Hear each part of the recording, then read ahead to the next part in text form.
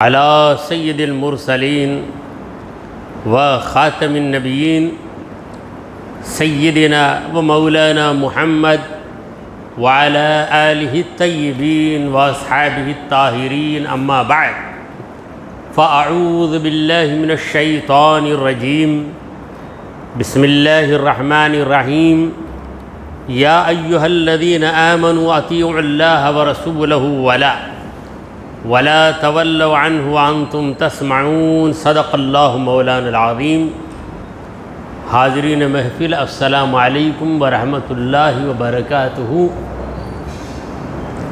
اللہ رب العزت جل وعلا کی ہم پر بے پناہ مہربانی ہے کہ اس نے ہمیں آقائے نامدار احمد مختار مدنی تاجدار دونوں جہاں کے سردار حضرت محمد مصطفیٰ رسول خدا صلی اللہ علیہ وسلم کی بابرکت امت میں پیدا فرمایا۔ حاضرین گرامی، درس حدیث کے اس مقدس سلسلے کو آگے بڑھاتے ہوئے چند ایک حدیثیں آپ کے سامنے عرض ہیں۔ صحیح البخاری کی حدیث ہے، حضرت عبداللہ بن مسعود رضی اللہ عنہ سے روایت ہے۔ وہ فرماتے ہیں سألت رسول اللہ صلی اللہ علیہ وسلم، میں نے اللہ کے رسول محمد مصطفیٰ صلی اللہ علیہ وسلم سے پوچھا ای الذنب اعظم عند اللہ، اللہ کے پاس سب سے بڑا گناہ کون سا ہے؟ عبداللہ بن مسعود صحابی رسول حضور اکرم صلی اللہ علیہ وسلم سے پوچھ رہے ہیں کہ یا رسول اللہ، دنیا میں گناہ تو بے شمار ہے، سب سے بڑا گناہ کون سا ہے تاکہ بڑے گناہ سے ہم بچ جائیں اور چھوٹے چھوٹے گناہوں سے بچنا آسان بھی ہو جائے گا؟ قال، نبی کریم صلی اللہ علیہ وسلم نے فرمایا ان تجعل للہ ندا وہو خلقک، تو اللہ تعالیٰ کے لیے کوئی مقابل مقرر کر دے، یعنی اللہ کے برابر کسی کو خدا، اللہ کی طرح کسی کو متصف بصفات کمالیہ، یعنی اللہ قائم بخود ہے، خود سے زندہ ہے اور اس کی ہر صفت ذاتی ہے، یہ چیز تو دوسرے کے لیے بھی مان لیتا ہے، تو یہ بہت بڑا گناہ ہے۔ حالانکہ اللہ ہی نے تجھے پیدا کیا، وہ خلقک، اللہ نے تجھے پیدا کیا، اللہ کے سوا کوئی دوسرا خالق نہیں ہے، تیرا ایک ہی خالق ہے، تیرا خالق ایک ہے، مگر تو ایسے کو بھی خالق مان رہا ہے جو تیرا خالق ہی نہیں ہے، تو پھر بتا اس سے بڑا جرم کیا ہے؟ دیکھیے دنیا میں ایک مثال، ایک باپ ہے کسی کا، اچھی طرح پتہ ہے کہ وہی باپ ہے، بیٹے کو بھی پتہ ہے کہ وہی باپ ہے، مگر بیٹا کہتا ہے کہ میرے دو باپ، یہ بھی میرا باپ وہ بھی میرا باپ، تو پھر باپ یا ماں یا کوئی بھی رہے وہ کہیں گے کہ پاگل تو کیا کہہ رہا ہے، تیرے دو باپ کیسے ہو سکتے ہیں، باپ تو ایک ہی ہے تیرا۔ یا یوں کہے کہ میری دو مائیں ہیں، ان کے پیٹ سے بھی پیدا ہو، ان کے پیٹ سے میں کمر تک پیدا ہوا، ٹانگا میرے دوسرے کے پیٹ سے پیدا ہوئے بولا تو یہ عجیب و غریب بات ہے۔ تو اللہ تبارک و تعالیٰ کے سوا کوئی خالق ہی نہیں ہے، بلکہ تیرے جسم کے پرزے کو اسی نے پیدا کیا، تیری انگلیوں کے ناخنوں کو اسی نے پیدا کیا، اور تو اس کے سوا دوسرے کو بھی خالق مان رہا ہے، تو اس سے بڑا جرم، اس سے بڑا گناہ کوئی نہیں ہے۔ حضرت عبداللہ بن مسعود فرماتے ہیں قلت ان ذلک العظیم، میں عرض کرنے لگا یا رسول اللہ، بے شک یہ بہت بڑا گناہ ہے، اس سے بڑے گناہ کا تصور کر ہی نہیں سکتے، اللہ کے ساتھ غداری، اللہ کے ساتھ بے وفائی۔ ثم ایون، پھر عبداللہ بن مسعود نے پوچھا کہ پھر اس کے بعد کون سا گناہ ہے، یعنی پہلا گناہ تو شرک، اس کے بعد کون سا گناہ ہے؟ قال ان تقتل ولدک مخافۃ ان یطعم معک، دوسرا گناہ یہ ہے کہ تو تیرے بیٹے کو قتل کرتا ہے، بیٹے کو یا بیٹی کو، ان تقتل ولدک، ولد کا لفظ بیٹا بیٹی دونوں کو شامل ہے، الولد یشمل الابن والبنت، دونوں کو شامل ہے۔ تو بیٹے کو یا بیٹی کو اس لیے مار رہا ہے کہ وہ تیرے ساتھ کھائے گا، یعنی اسے کھلانا ہے، اس پہ خرچ کرنا ہے، اس کی پرورش کرنا ہے، اس ڈر سے جان سے ہی مار دیتا ہے۔ حالانکہ جس طرح تو پیدا ہو اسی طرح تیرا بیٹا پیدا ہوا، رب نے جس طرح تجھے پالا تیرے بیٹے کو بھی وہی پالے گا۔ اگر کسی بچے کو یوں ہی سڑک پہ چھوڑ دیا جائے اور کہہ دیا جائے کہ کوئی اس کی پرورش نہیں کریں گے، تب بھی اس کی پرورش ہو جائے گی۔ پروردگار عالم کسی جانور کو حکم دے دے گا کہ جا اس بچے کی حفاظت کر، رکھوالی کر، اسے دودھ پلا کر آ، پھر وہ سمجھدار ہونے تک غذائیں جا کر اسے پہنچا۔ فرشتوں کے ذریعے اللہ تعالیٰ مدد کر دے گا، مگر کوئی اپنے بچے کو صرف اس لیے قتل کرتا ہے کہ اسے کھلانا پڑے گا، تو یہ بہت بڑا جرم ہے۔ قلت، میں عرض کرنے لگا، ثم یون، پھر اس کے بعد کون سا گناہ بہت بڑا ہے یا رسول اللہ؟ قال، تو نبی کریم صلی اللہ علیہ وسلم نے فرمایا، ان تزانی حلیلۃ جاری، تیرے پڑوسی کی بیوی کے ساتھ تو زنا کر رہا ہے، یہ بہت بڑا گناہ ہے۔ زنا کرنا تو بڑا گناہ ہے ہی، پڑوسی تجھ پہ بھروسہ کرتا ہے، باہر گیا اس بھروسے پر کہ میں ایسی جگہ ہوں کہ میری بیوی کو تنہا نہیں چھوڑا ہوں، ادھر بھی گھر ہے ادھر بھی گھر ہے، مگر تجھ پہ تیرے پڑوسی نے بھروسہ کیا مگر اس کی بیوی کے ساتھ تو نے بدکاری کی ہے، یہ بہت بڑا جرم ہے۔ تو یہ مکمل حدیث آپ کے سامنے عرض کر دی گئی۔ اس کا نچوڑ یسنس یا لب لباب یہ ہے کہ عبداللہ بن مسعود رضی اللہ عنہ یہ بڑے فقیہ صحابی تھے۔ ہمارا جو مذہب ہے حنفی مذہب، امام ابو حنیفہ رحمۃ اللہ علیہ کا، اس مذہب کی ابتدا عبداللہ بن مسعود سے ہوئی۔ عبداللہ بن مسعود رضی اللہ عنہ کی روایتیں امام ابو حنیفہ رحمۃ اللہ علیہ زیادہ لیا کرتے تھے، تو یہ مذہب حنفی کو ہم مذہب مسعودی کہہ دیں تو کوئی غلط نہیں۔ تو عبداللہ بن مسعود کی عادت تھی کہ سوالات کر کے باتوں کو معلوم کر لیتے۔ تو عبداللہ بن مسعود کے صدقہ و طفیل یہ ساری باتیں ہم کو بھی معلوم ہو گئی، ورنہ ہم کہاں، ہماری حیثیت کہاں کہ جائیں اور براہ راست یعنی ڈائریکٹ نبی کریم صلی اللہ علیہ وسلم سے ہم پوچھیں، یہ ہم سے نہیں ہو سکتا۔ عبداللہ بن مسعود رضی اللہ عنہ نے پوچھا اور بتایا، تو ان کے طفیل، ان کے صدقے میں ہمیں معلوم ہو گیا۔ تو پہلا سوال یہی تھا کہ بڑا گناہ کیا ہے؟ رسول کریم صلی اللہ علیہ وسلم نے وضاحت کر دی کہ شرک، ان الشرک لظلم عظیم، بے شک شرک بہت بڑا ظلم ہے۔ شرک کے معنی ہے شریک کرنا، شامل کرنا، اللہ تبارک و تعالیٰ کے ساتھ شرک کرنا، الاشراک باللہ۔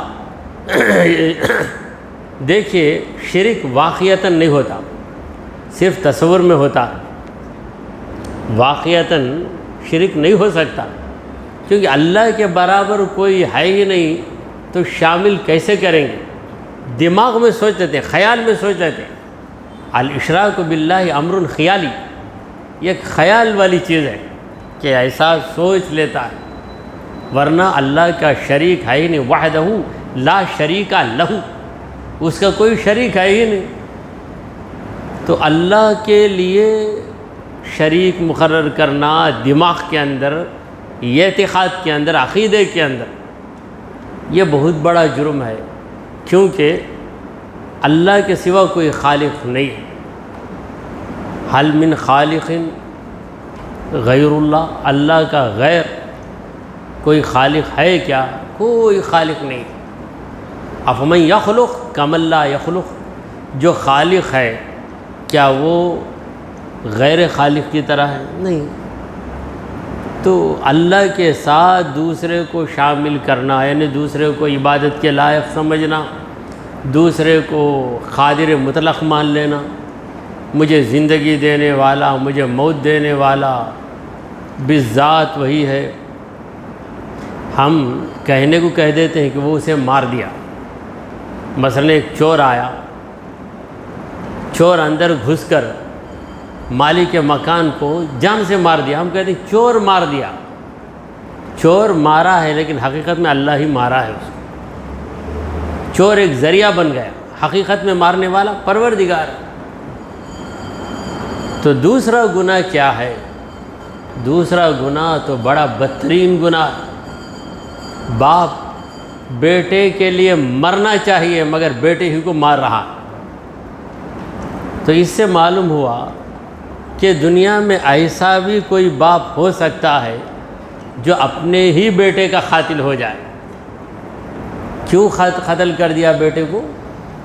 صرف اور صرف اس لیے کہ میرا بیٹا میری کمائی میں حصے دار بن جائے گا، اسے بھی کھلانا پلانا ہے، کون خرچ سنبھالے گا؟ یہ بڑا نچلا خیال ہے، گھٹیا خیال ہے۔ کوئی انسان ایسا خیال نہیں کر سکتا۔ اگر کوئی کرتا ہے تو وہ انسان کے روپ میں حیوان سے بھی گیا گزرا ہے، کیونکہ ایک حیوان بھی اپنی اولاد کے لیے فدا ہو جاتا ہے۔ مرغی حقیر جانور ہے، کمزور جانور ہے، مگر اس کی چوزے کو پکڑنے کے لیے چیل آ جائے تو مرغی میں ایسا تیور آتا ہے کہ چیل بھی ڈر جاتی ہے۔ دوسرے وقت پر آپ مرغی کو پکڑ سکتے جا کر، مگر مرغی کے سامنے اس کے چوزے کو پکڑیں گے تو مار کھائیں گے۔ وہ پرواہ نہیں کرتی، شیر بھی آئے تو اڑ کے ٹھونک مارے گی، مرنے کے لیے تیار ہو جاتی ہے۔ یہ محبت شفقت اولاد کی ہوتی ہے۔ اس کے برعکس کوئی اولاد کو قتل کر دے۔ عرب کے اندر یہ جاہلیت تھی، یہ جہالت تھی کہ لڑکی پیدا ہو جاتی تو باپ لڑکی کو 1 دن کی بچی، 2 دن کی بچی کبھی ماں سے چھپا کر 8-10 دن کے بعد ذرا ماں کسی کام میں لگ جاتی تو بچی کو لے کر چلے جاتا، دور جا کر بچی کو ایک طرف رکھ کر گڑھا کھودتا۔ گڑھا کھودنے کے بعد بچی کو اس میں ڈال کر گڑھا بند کر کے سیدھے گھر کو آ کر سکون سے پیٹ بھر کے کھاتا۔ تو یہ جہالت تھی عربوں کے اندر، پوری دنیا میں عموماً تھی اور عربوں میں زیادہ تھی وہ جہالت۔ نبی کریم صلی اللہ علیہ وسلم رحمت بن کر تشریف لائے تو عورتوں کی قدر، لڑکیوں کی قدر اگر کسی نے بتائی ہے تو وہ ہمارے نبی کریم محمد مصطفیٰ صلی اللہ علیہ وسلم نے بتائی۔ سرکار دو عالم صلی اللہ علیہ وسلم اپنی بیٹی کو اتنا چاہتے تھے کہ بی بی فاطمہ الزہرا آتی تو رسول کریم صلی اللہ علیہ وسلم کھڑے ہو کر اپنی بیٹی کی طرف بڑھتے، ہاتھ پکڑتے، پھر اپنے ساتھ بٹھاتے تھے۔ کبھی بی بی فاطمہ شادی کے بعد حضور سے ملنے کے لیے آتی تو حضور اکرم صلی اللہ علیہ وسلم ایسی محبت کا اظہار کرتے کہ بیٹی باغ باغ ہو جائے کہ میری بچی آ گئی۔ تو یہ نمونہ رسول کریم صلی اللہ علیہ وسلم نے قائم کیا۔ دنیا سے جہالت کو، درندگی کو، حیوانیت کو مٹانے والے ہیں ہمارے نبی کریم صلی اللہ علیہ وسلم۔ تو یہ دوسرا گناہ۔ اب تیسرا گناہ پڑوسی کے ساتھ خیانت کرنا، اور وہ خیانت اس طرح کہ اسی کی عورت کے ساتھ بدفعلی کرنا، اسی کی عورت کے ساتھ زنا کر دینا، یہ بڑا برا جرم۔ پڑوسی یہ ایک نسبت سے تمہارا بھائی ہوتا ہے، تمہارے قریب اس کا گھر ہے، اس کا تم پہ بھروسہ، تمہارا اس پہ بھروسہ، اگر تم ہی اس کو دھوکہ دے دو، چوری کر دو تو اس کا پیسہ جائے گا، زنا کر دو تو اس کی نسل ہی خراب ہو جائے گی، پھر وہ تمہاری اولاد ہے یا اس کی اولاد ہے، کچھ سمجھ میں نہیں آئے گا۔ چلیے ایک اور حدیث آپ کے سامنے عرض ہے، ابو داؤد کی حدیث ہے، سنن ابو داؤد کتاب کا نام ہے، امام ابو داؤد اس حدیث کو اپنی کتاب میں نقل کرتے ہیں کہ اللہ کے پیارے نبی محمد عربی صلی اللہ تعالی علیہ وآلہ وسلم نے فرمایا الا اخبرک بخیر ما یکنز المرء، کیا میں تم کو یہ نہ بتا دوں، الا اخبرک، کیا میں تمہیں یہ نہ بتا دوں کہ بہترین خزانہ جو آدمی اپنے پاس رکھتا ہے وہ کیا ہے، خزانہ کیا ہے۔ ہر ایک کا تصور کسی نہ کسی قیمتی چیز کی طرف جائے گا، ہیرے ہیں یا سونا ہے یا چاندی ہے یا کوئی میجک ہے، عجیب و غریب کام ہے، یہ ساری چیزیں خزانہ ہیں، اس طرح سوچے گا کوئی۔ مگر نبی کریم صلی اللہ علیہ وسلم نے فرمایا المرأۃ الصالحہ، نیک بیوی اگر مل گئی، نیک بیوی تمہیں مل گئی تو یہ خزانہ ہے تمہارا، اللہ کا شکر ادا کرو۔ کوئی غریب ہے، بیوی اس کی نیک چلن ہے تو اس سے بڑا مالدار کوئی نہیں۔ کوئی بڑا مالدار ہے، کروڑ پتی ہے، 10 کمپنیوں کا مالک ہے، بیوی ٹیڑھی ہے تو پھر اس سے بڑی پریشانی کسی کو ہے ہی نہیں۔ گھر عورت کی وجہ سے جنت بن جاتا ہے، گھر عورت کی وجہ سے دوزخ بن جاتا ہے۔ اگر عورت اچھی ہو تو گھر جنت کا نمونہ ہے۔ تو حضور اکرم صلی اللہ علیہ وسلم نے فرمایا کہ المرأۃ الصالحہ، نیک عورت یہی تمہارا خزانہ ہے۔ تو یہ بڑی حکمت کی بات ہے، عام طور پر لوگ اس کو نہیں سمجھ سکتے۔ اللہ کے پیارے نبی محمد عربی صلی اللہ علیہ وسلم سے بڑھ کر سمجھدار انسان دنیا میں کوئی پیدا نہیں ہوا۔ عاقل الناس، تمام لوگوں میں سب سے زیادہ عقل رکھنے والے ہیں ہمارے نبی کریم صلی اللہ علیہ وسلم۔ فرمایا تمہاری دولت، تمہارا خزانہ تمہاری بیوی ہے، جو ہمیشہ تمہارا ساتھ دیتی ہے، جو نیک چلن ہوتی ہے۔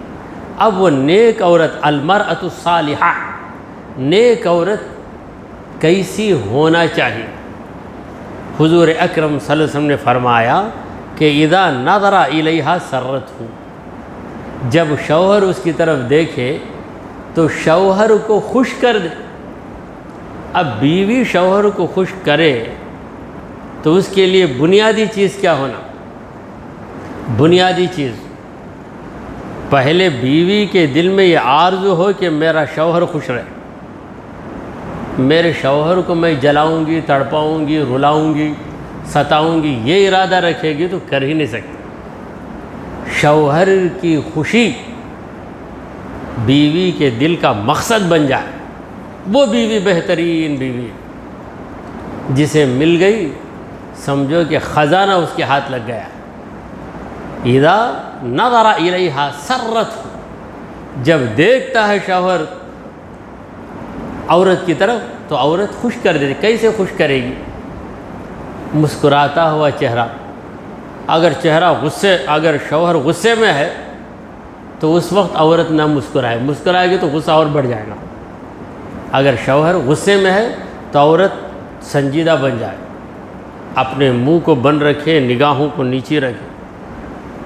شوہر غصہ کسی بھی وجہ سے کرے گا، بیوی اس طرح اس کے سامنے کھڑی ہو گویا کہ وہی بہت بڑی مجرم ہے۔ اگر شوہر خوشی سے آ کے کچھ سناتا ہے کوئی بات، شوہر توجہ کے ساتھ سنے، اپنے شوہر کی بات کو توجہ کے ساتھ سنے۔ شوہر بتا بولو بولو، میرا کام میں کرتی ہوں، وہ کمرے میں ایک بات سنائے گا، یہ کمرے سے نکل کر سیدھے بالکنی میں آ کے کھڑے ہو جائے گا، تماشا دیکھ لے گا۔ کیا کہے یہ تمہارا لیکچر بھاشن چلتا رہنا، کھڑے رہنا کیا میں؟ اگر اس طرح بولے گی تو پھر وہاں پر کیا ہو جائے گی؟ کانٹراورسی ہو جائے گی، یعنی اختلاف، جھگڑا، مصیبت، پریشانی۔ شادی جو ہوتی ہے بیوی کو شوہر کے حوالے کیا گیا، شوہر کی خوشی کے لیے، اور شوہر کی ذمہ داری کہ بیوی کا ہر طرح خیال رکھے۔ تو دونوں کو اللہ تبارک و تعالیٰ نے ذمہ داریاں دی ہیں۔ عورت کی ذمہ داری نہیں ہو جائے کمائے، اس کی یہی ذمہ داری ہے کہ گھر میں رہے، شوہر کے لیے سکون کا ذریعہ بن جائے۔ تو شوہر غصے میں ہو تو سنجیدہ بن جائے، اگر خوش ہو تو اس کی خوشی میں شامل ہو، وہ کوئی بات سنائے، بے ضروری بات بھی سنائے تو توجہ کے ساتھ سنے اس کی بات۔ اور شوہر کس چیز سے خوش ہوتا ہے یہ سمجھ لینا چاہیے، شوہر کی خوشی کیا ہے۔ مثلاً 5:30 بجے آیا ہو، اس کو پسند ہے کہ فوراً اسے چائے پیش کی جائے، تو فوراً چائے پیش کرنا، اس کے بجائے خاموش بیٹھی رہے یہاں تک کہ شوہر بولے چائے بنا، کیا پی لے کر آ جا رہے؟ نہیں، باہر ہوٹل تو رستے میں ہے، آ کر پینے کا، یہاں چاہ کر پینا کیا؟ اس طریقے کی باتیں بظاہر چھوٹی باتیں ہیں، مگر ان چھوٹی باتوں کی وجہ سے معاملہ بڑھ جاتا ہے۔ پھر پہلی خصلت کیا ہے؟ شوہر کو خوش کر دے جب بھی شوہر دیکھے۔ وَإِذَا أَمَرَهَا أَطَاعَتْ، جب شوہر حکم دے تو فوراً اطاعت کر، جو بھی حکم دے، معمولی حکم دیتا ہے شوہر، بس اتنا کہتا ہے کہ ذرا ایک گلاس پانی لا لو، یا یوں کہتا ہے کہ یہ جو کرسی ہے اسے ہٹا کے رکھ دو، چھوٹا سا کام ہے، فوراً کر دے۔ وہ کرسی میں ہٹانے کی تمہارے ہاتھ سے ہٹانے ہوں گا نہیں، کہ وہاں اتنا بیٹھے ہی ہٹا دیے تو کیا مجھے کیوں بولتے؟ یہاں سے شروع ہوتا۔ یہ عورت کے اندر ایک تصور آ گیا ہے اس زمانے میں کہ میں اور شوہر دونوں برابر ہیں، وہ کیا مجھے آرڈر دیتے سو، میں کیا ان کی باندھی کیا؟ یہ تصور یہ جو ٹی وی سیریل ہے، ان سیریلوں کی وجہ سے آ گیا تصور۔ ٹی وی کے اندر یہی بتاتا، یعنی عورت کس طرح شوہر کو دبائے، عورت کس طرح اپنی ساس کے ساتھ زبان چلائے، اور فوراً پولیس اسٹیشن کو جا کے رپورٹ کرنا۔ یہ ساری چیزیں کہاں سے حاصل ہوئی ہیں؟ یہ سیریلوں کی وجہ سے۔ جنرل نالج آتی ہے، لوگ کہتے ہیں یہ جنرل نالج کہاں آتی ہے؟ اس کی وجہ سے تو یہ کہ گھرانہ برباد ہوتا جا رہا ہے۔ تو شوہر حکم دے تو فوراً اس پہ عمل کرنا۔ شوہر یہ تو نہیں بولتا بیوی کو کہ جا سر پہ پہاڑ لے کر آ، یہ نہیں بولے گا، وہ بھی تو سمجھدار آدمی ہے۔ کبھی ایسی خواہش کرے گا کہ میرا بھائی آ رہا ہے یا میرا کوئی رشتہ دار آ رہا ہے، 2-4 آدمی آ رہے ہیں، ان کے لیے ذرا زیادہ کھانا بنا دوں، تو تھوڑی سی محنت ہے کیا؟ تمہارے لوگ آتے رہیں میں پکا کر مر جاؤں گی، تمہارے لوگ آتے رہیں بند ہوں گے اتنی نا، 1-2 بار میں۔ آج کل کی عورتیں ایسا کر لیتی، تو ایک بار عورت محنت کر کے پسینہ ہو کے کرتی ہے شوہر کے رشتہ داروں کے لیے، تو شوہر دیکھتا ہے، اندھا تو نہیں ہے، دیکھ کر سوچتا ہے کہ میری بیوی کو کتنی تکلیف ہوتی ہے، پھر وہ خود ہی کوشش کرتا ہے کہ اس کے وہ بے ضروری رشتہ دار جو آ کے تکلیف دیتے ہیں ان کو کسی بھی طرح سے روکنا اور ان کے لیے دوسرا انتظام کر دیتا ہے۔ وہ خود ہی باہر سے لا کے کھلاتا ہے، بولتا ہے کہ ان کی طبیعت صحیح نہیں ہے، مگر فوراً بھی انکار کر دے تو شوہر کو بھی غصہ آ جاتا ہے، کیا ہمارے لیے تھوڑی سی تکلیف بھی برداشت نہیں کرتی؟ تو اسی لیے نبی کریم صلی اللہ علیہ وسلم نے قاعدہ بتا دیا کہ وَإِذَا أَمَرَهَا أَطَاعَتْهُ، جب بھی شوہر حکم دے فوراً شوہر کی فرما برداری کرے۔ یہ دوسری خصلت۔ تیسری خصلت کیا ہے؟ وَإِذَا غَابَ عَنْهَا حَفِظَتُهُ، جب شوہر غائب ہے، باہر گیا ہوا ہے، تو اس موقع پر شوہر کی حفاظت کرے۔ تو شوہر سامنے ہو تو حفاظت کرے گی، یہ تو سمجھ میں آتی ہے بات۔ شوہر غائب ہو، شوہر گیا ہے کلکتہ، یہ ہے چنئی میں، مدراس میں، شوہر کی حفاظت کرے گی۔ کیا مطلب؟ شوہر کی جو پراپرٹی ہے، یعنی اس کا مال و متاع، اس کے روپے پیسے، اور خود اس کا جسم، عورت اس کا جسم شوہر کے لیے کسی غیر کے حوالے نہ کرے، اپنے آپ کو بچائے رکھے اور گھر کی تمام چیزوں کی حفاظت کرے۔ شوہر کی اجازت کے بغیر کوئی بھی آ کر کچھ بھی طلب کرے ہرگز نہ دے، کہہ دے کہ یہ میری چیز نہیں ہے، ان کی چیز ہے، ان کے بغیر میں کچھ نہیں کر سکتی۔ تو ایسی عورت کے پاس لوگ آنے سے بھی ڈرتے، بڑی رکھی سکھی عورت بھائی، گئے تو چاہتے بھی ہم پوچھے تو کچھ بھی شوہر شوہر شوہر بڑی دیوانی عورت ہے، شوہر کے مر جائیں گی، شاید شوہر کے لیے مر جائیں گی، اس طرح کوئی بولتا ہے تو یہ بہترین سرٹیفکیٹ ہے۔ کیا سرٹیفکیٹ ہے؟ یہ جو ہے ڈیوٹیفل بیسٹ وائف ہونے کی گواہی۔ لوگ خود کہیں رہے شوہر کی دیوانی بھی، مرد مرنے والی بھائی، اتنا بھی مرد کے واسطے نہیں ہونا، لوگ بولیں گے، بولنے دو، مگر وہی چیز تمہاری خوبی کی نشانی ہے۔ تو رسول کریم صلی اللہ علیہ وسلم نے نیک عورت کی 3 خصلتیں بتائیں: شوہر کو خوش کر دینے والی، شوہر کی بات ماننے والی، شوہر کی غیر حاضری میں شوہر کی ہر چیز کی حفاظت کرنے والی۔ یہ نیک عورت، جسے ایک نیک عورت مل گئی اسے خزانہ مل گیا، بہت بڑا خزانہ مل گیا، بہترین خزانہ مل گیا۔ دعا کیجئے کہ پروردگارا ہم نے جو کچھ کہا اور سنا اسے قبول فرما لے۔ اے اللہ ہمارے گناہوں کو معاف فرما، ہماری خطاؤں کو درگزر کر دے۔ اے رب کریم ہم پر تیری رحمت نازل فرما۔ اے اللہ ہمیں سیدھی راہ پر چلا۔ اے رب کریم جو 2 حدیثیں ہم نے سنی ہیں ان دونوں حدیثوں پر ہمیں عمل پیرا رہنے کی توفیق عطا فرما۔